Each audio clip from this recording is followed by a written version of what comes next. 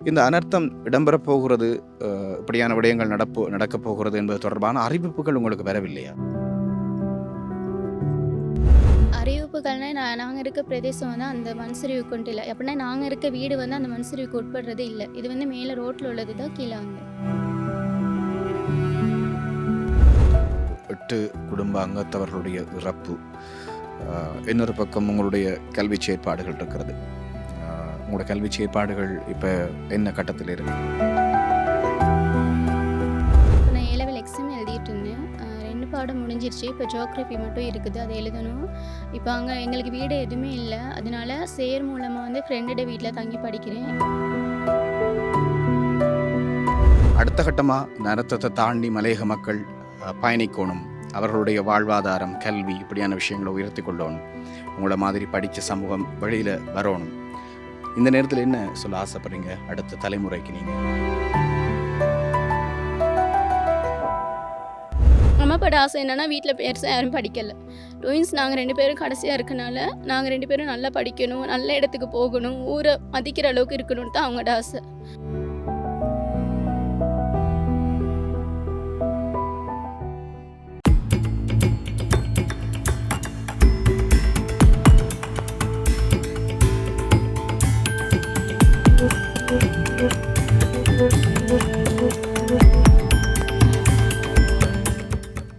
IBC Tamil உறவுகள் அனைவருக்கும் வணக்கம்.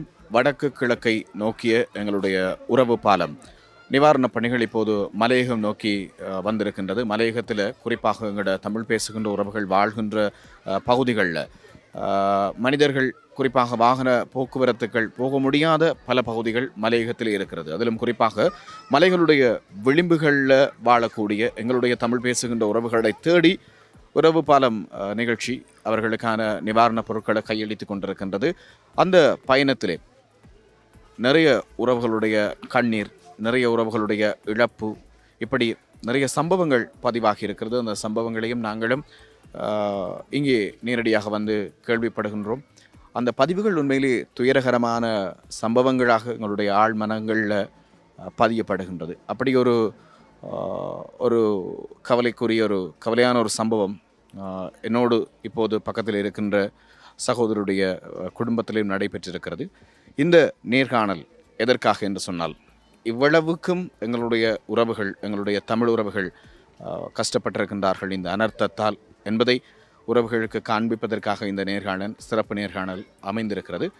அவரோடு சில விஷயங்கள் நாங்கள் பேச போகிறோம். இந்த அனர்த்தங்கள் எப்படி முகம் கொடுத்தார்கள், அனர்த்த கால பகுதியில் எப்படி அந்த உணர்வுகள் அவர்களோடு இருந்தது, இப்படியான விஷயங்கள் வரப்போகிறது. உங்களுடைய பேரோடு உங்களுடைய ஊரையும் அறிமுகப்படுத்தும். வணக்கம். என் பேர் வந்து டி தில்ருக்ஷிகா. பட்டவத்து மடுல் சுமதோட்டத்தில் வந்து நான் இருக்கேன். உங்களோட குடும்பத்தில் எத்தனை பேர்? எங்களோட குடும்பத்தில் வந்து மொத்தம் 10 பேர் இருக்கோம். அதில் இப்போ இறந்தது 6 பேர் இல்லாமல் மிச்சம் 4 பேர் நாங்கள் இருக்கோம். என்ன சம்பவம் நடந்தது அந்த நாளில்?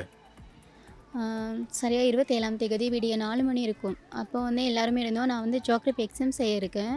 அதை சுட்டி நான் படிக்கிறதுக்காக எழும்பும்போது சரியாக 4 மணி இருக்கும்.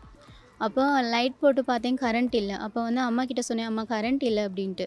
அப்போ அம்மா சொன்னாங்க, எனக்கு கொஞ்சம் நேரம் படுத்திருங்க அப்படின்னு சொல்லி. அந்த சந்தர்ப்பத்தில் தான் ஒரு 4:15க்குள்ளே ஆகலை. அப்போது ஒரு பெரிய சத்தம் கேட்கும். வீட்டு முன்னுக்கு பெரிய மரம் இருக்குது. அந்த மரம் தான் முறியுதுன்னு சொல்லி நான் அம்மா எழுப்புனேன். அம்மா எழுப்புனாக்கில் அப்பாவும் எழும்பிட்டாரு. ஆனால் காலில் கல் விழுக போய் தான் தெரியும் வீடு தான் சரியுதுன்னு. அதாக்கில் தான் அம்மாவையும் அப்பாவும் எழுப்பி விட்டுட்டு காலில் அம்மாவுக்கும் எலும்பு இல்லை, எனக்கும் எலும்பு இல்லை, மாட்டிக்கிட்டு கல்லில். அப்போ அப்பா தான் எழும்பி அண்ணல் வழியாக எண்ணெயில் உடச்சி அது வழியாக அம்மா இழுத்தாரு. கடைசியாக எண்ணெய் இழுத்து எடுத்து வெளியே வந்து தான் ஃபோன் வந்து அந்த சந்தர்ப்பத்தில் யாருமே இல்லை, கத்துறதுக்கான சூழல் எனக்கு இல்லை. அப்போ மறுபடியும் அவங்க பக்கத்தில் உள்ளவங்கெல்லாம் அப்பா அம்மா கத்துறையில் வந்துட்டாங்க. வந்து தான் உள்ளுக்கு இருக்க ஃபோன் என் கையில் இருந்து ஃபோன் எடுத்து கொடுத்தாங்க. அதுக்கப்புறம் தான் நான் இங்கே ஸ்கூலுக்கு சேருக்கு ஃபோன் பண்ணி எல்லாத்துக்கும் ஃபோன் பண்ணி வந்தாங்க. அம்மா காலில் வந்து சதை வந்து இல்லாதனால ரத்தம் போய்கிட்டே இருக்குது. அது வந்து பார்க்கணுன்னு சொல்லி எங்களை பனியை வீட்டுக்கு கூட்டிகிட்டு போயிட்டாங்க. அதுக்கப்புறம் தான் எல்லாத்தையும் கொஞ்சம் டைம் போக போக கொஞ்சம் கொஞ்சமாக எடுத்தாங்க. எல்லாத்துக்கும் உயிர் இருக்குன்னு சொல்லி தான் சொன்னாங்க. ஹாஸ்பிட்டலுக்கு வரும்போது எப்படியும் 1 மணி 2 மணி தான் இருக்கும். அந்த டைம் தான், ஏன்னா ரோடு இல்லாதனால நடந்து தான் வந்தோம். அம்மா கால் வருத்தத்தோட தொட்டில் மாதிரி கட்டி தான் தூக்கிட்டு வந்தாங்க. அதோடு தான் வந்தோம். வந்து இங்கே வந்தும் அப்போ அவர் எதுவுமே, நான் அக்கா எங்கே, அண்ணி எங்கே எல்லாத்தையுமே கேட்டேன். யாருமே எதுவுமே காட்டலை. அம்மாவுக்கு மட்டும் அம்மா பக்கத்துலேயே இருக்க சொல்லிட்டாங்க. அம்மாவுக்கு வந்து கேன்சர் இருக்குது. அதுக்கு வந்து அவங்களால மருந்து இல்லை இங்கே. பெனடோல் மட்டும்தான் இருக்குது, மருந்து இல்லை. அழுக விடாமல் பார்த்துக்குங்க அப்படி இப்படின்னு சொல்லிட்டாங்க. அதுக்கப்புறம் அம்மாவையும் அப்பாவையும் தான் நான் பார்த்துக்கிட்டேன். அண்ணா கூட உயிரோடு இருக்காரான்னு சொல்லி எனக்கு தெரியாது. அதுக்கப்புறம் ஒரு 4 மணி இருக்கும். அப்போ அப்பா பார்க்கும்போது அண்ணாவை கூட்டிகிட்டு வந்து கொண்டாந்து போட்டாங்க. அப்போ தான் தெரியும். அண்ணா கையை பிடிச்சிட்டு அழுந்தார். அதுக்கப்புறமா நான் கேட்டேன், அக்காவெல்லாம் காட்டுங்க அப்படின்னு. காட்டவே இல்லை. சரியா 5 மணி இருக்கும். அப்போ தான் கூட்டிகிட்டு போயிட்டு காட்டினாங்க. அப்போ தான் தெரியும், ஹாஸ்பிட்டல் கொண்டு வந்தாங்க. அப்போ தான் தெரியும் அவங்கெல்லாம் இறந்துட்டாங்க அப்படின்னு சொல்லி. அதுக்கப்புறம் தான் இங்கே ஸ்கூலால் சேர சொல்லி கதைச்சி 3 நாள் வச்சுருந்தாங்க ஹாஸ்பிட்டல்லையே. வச்சுருந்தா அதுக்கு பிறகு தான் அடக்கம் பண்ணாங்க. எத்தனை பேர் உங்களோட குடும்பத்தில் இருந்திருக்கிறாங்க? அண்ணி, அக்கா, 2 அக்கா, என்னோட ட்வின்ஸில் ஒருத்தவங்க, அக்கோட பாபா 2 பேர். மொத்தம் அண்ணி வந்து ப்ரெக்னென்ட், அவங்களுக்கு ட்வின்ஸ் பேபி. மொத்தம் அந்த பேபியும் சேர்த்தே 8 பேர். ஒரு 8 குடும்ப அங்கத்தவர்களுடைய இறப்பு. இன்னொரு பக்கம் உங்களுடைய கல்வி செயற்பாடுகள் இருக்கிறது. உங்களோட கல்வி செயற்பாடுகள் இப்போ என்ன கட்டத்தில் இருக்குது? எனக்கு வந்து இப்போ நான் A-level எக்ஸாம் எழுதிட்டு இருந்தேன். 2 பாடம் முடிஞ்சிருச்சு. இப்போ ஜியோகிராஃபி மட்டும் இருக்குது, அதை எழுதணும். இப்போ அங்கே எங்களுக்கு வீடு எதுவுமே இல்லை. அதனால சேர் மூலமாக வந்து ஃப்ரெண்டோட வீட்டில் தங்கி படிக்கிறேன். எக்ஸாம் முடிஞ்ச பிறகு தான் அம்மா அப்பா கிட்டே கொடுப்பேன்னு சொல்லி சார் சொன்னார். இப்போ அந்த இங்கே ஃப்ரெண்டோட வீட்டிலேருந்து எக்ஸாம் எழுதிட்டு தான் அம்மா கிட்டே போகணுன்னு இருக்கு. இப்போ உங்களோட பாடசாலை அதிபர் உங்களுடைய கல்வி செயற்பாடுகளுக்கு நல்ல ஒத்துழைப்பு வழங்குகிறார்? வழங்குறாரு. அவர் தான் அங்கே இருக்கிறதுக்கும் கதைச்சி, அம்மா அப்பா கிட்டையும் கதைச்சி கொண்டாந்து இப்போ படிச்சிருக்காரு. உண்மையில் ஒரு முன்மாதிரியான அதிபர். இப்படியான ஒரு சமூகத்துக்குள்ள எங்களுடைய பிள்ளைகளை நாங்கள் வளப்படுத்த வேண்டும். சாதாரணமாக கற்றல் செயற்பாடுகளை தாண்டி எங்களுடைய பிள்ளைகளுடைய பொருளாதாரம், அவர்களுடைய குடும்பம், இப்படியான ஒரு அனர்த்த நிலையில் எங்களுடைய பிள்ளைகள் அந்த படுகின்ற வேதனைகள், இப்படியான விடயங்களில் பங்கு கொள்ளக்கூடிய கல்வி சமூகம் இப்போதும் இருக்கிறது என்றதுக்கு ஒரு நல்ல ஒரு அடையாளம். இவர் இப்போது கல்வி கற்றுக்கொண்டிருக்கின்ற பாடசாலை நிர்வாகம் நல்ல உதவிகளை இந்த பிள்ளைக்கு செய்து கொடுத்திருக்கிறது. இவருக்கு மாத்திரமல்ல, இந்த அனர்த்தத்தால் பாதிக்கப்பட்ட தங்களுடைய பாடசாலையை படிக்கின்ற பிள்ளைகளுக்கு இரவு பகல் பாராமல் உழைத்து கொண்டிருக்கின்றார் இந்த கல்லூரியினுடைய அதிபராக இருக்கட்டும், அந்த கல்லூரியினுடைய நிர்வாக நபர்களாக இருக்கட்டும், சிறப்பாக செயற்பட்டு கொண்டிருக்கின்றார்கள். அவர்களுக்கும் இந்த நிகழ்ச்சி வாயிலாக வாழ்த்துக்களை தெரிவித்துக் கொள்கிறோம்.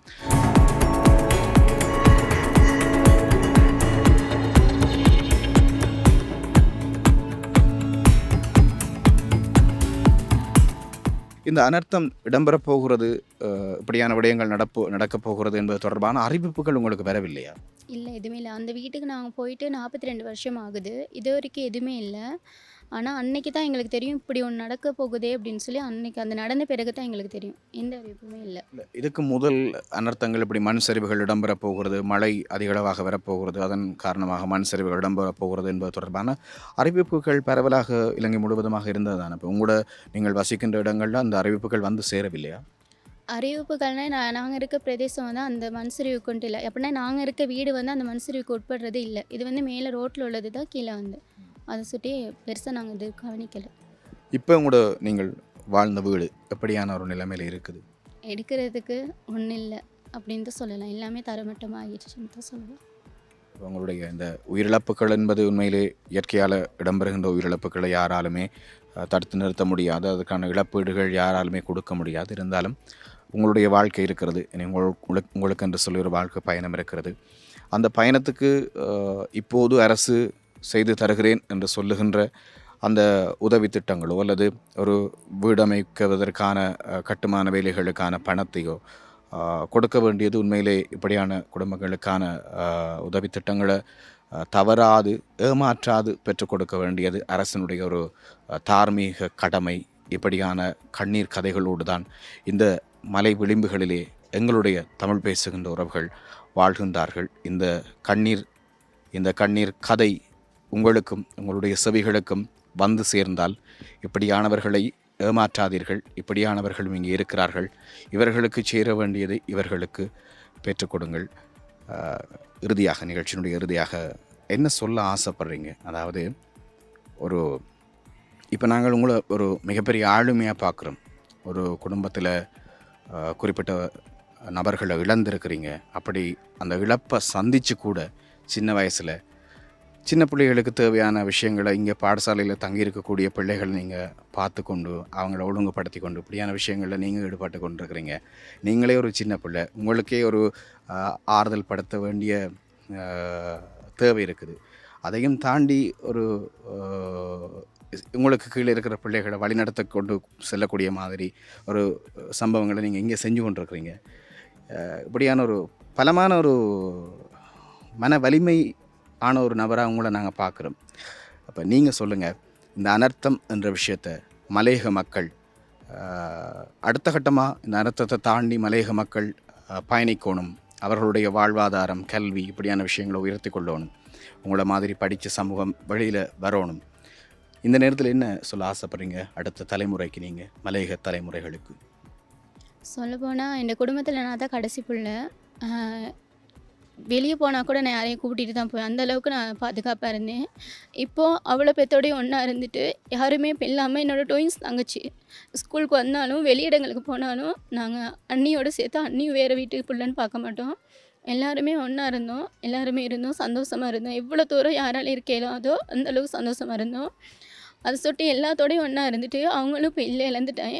அப்படி அவங்க இல்லாமல் போனாலும் இன்னும் இருக்காங்க, எனக்காக அண்ணன்மாருங்க இருக்காங்க, அம்மா அப்பா இருக்காங்க. இனி அம்மாவும் கேன்சரில் இருக்காங்க, அப்பாவுக்கு வருத்தம்.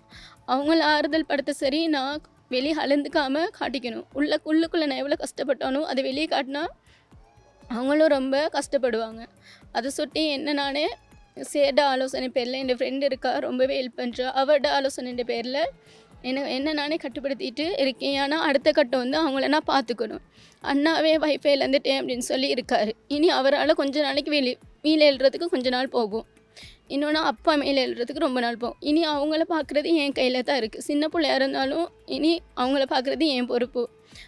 அந்த வகையில் எனக்கு இருக்க ஒரே பலம் இப்போ படிப்பு மட்டும்தான். ஏன்னா வேலைக்கு நான் போகலை, படிப்பு மட்டும்தான் இருக்க இந்த ஒரு எக்ஸாம் முடித்தா எந்த எம்பிஷன் நிறைவேடும். அம்மா அப்பாட ஆசை என்னென்னா வீட்டில் பெருசாக யாரும் படிக்கலை.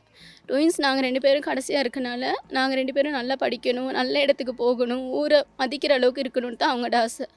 அந்த இடத்துல தங்கச்சியும் இருந்தால், தங்கச்சி இப்போ இல்லை. அதனால அவங்களோட தங்கச்சியோட ஆசையும் சேர்த்து குடும்பத்தோட ஆசையை நிறைவேற்றுறது நான் உயர்ந்த இடத்துக்கு போகணும். அதுக்கு படிப்பு மட்டும்தான் இருக்குது. அதனால இந்த எக்ஸாம் நல்லபடியாக எழுதி அதுக்கப்புறம் நடக்க வேண்டியது சேடு சப்போர்ட்டோடு நான் செஞ்சு ஒரு நல்ல இடத்துக்கு போயிட்டேன்னா அவங்கள வந்து இந்த அனர்த்தத்தில் பாதிக்கப்பட்டதுலேருந்து அவங்க மனநிலை வந்து மீள பெறலாம்.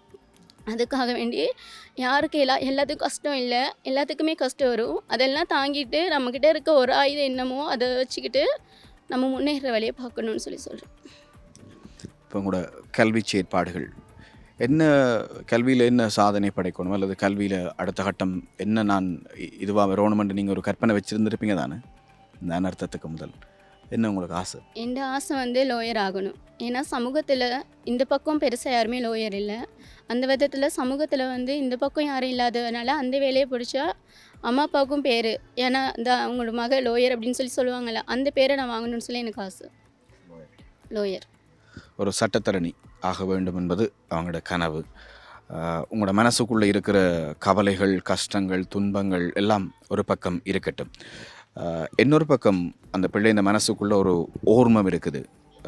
நான் இன்னவாக வருவேன், என்னுடைய தடைகளையும் தாண்டி அந்த பிள்ளைக்கான இந்த தடைகளையும் தாண்டி சொல்லும்போதே கதைக்கும் போதே வார்த்தைகள் தடுமாறுகிறது. அந்த அளவுக்கு வேதனைகளுக்குரிய ஒரு சூழலில் ஒரு கலந்துரையாடலாக இந்த கலந்துரையாடல் இருக்கிறது.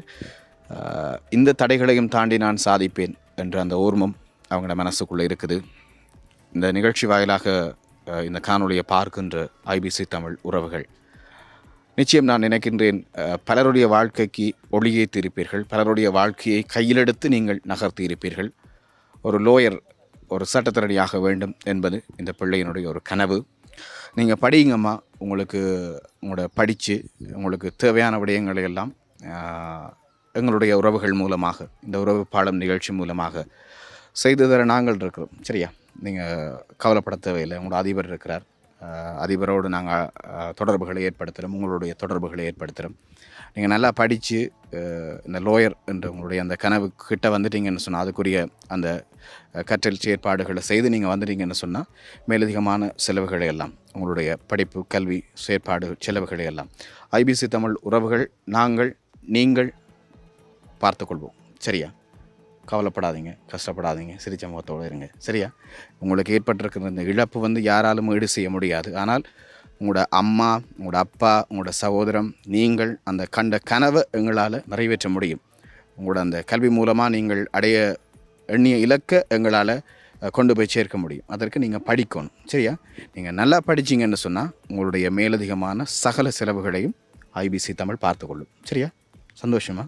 ரைட். நன்றி. நன்றி. நன்றி உறவுகளே. மற்றொரு காணொளி மூலமாக சந்திக்கலாம். இப்படித்தான் எங்களுடைய மலையக உறவுகள் இன்னும் நிறைய துன்பங்களோடு வாழ்ந்து கொண்டிருக்கின்ற பல குடும்பங்கள் இருக்கிறது. மற்றொரு காணொளி மூலமாக சந்திக்கலாம். நன்றி.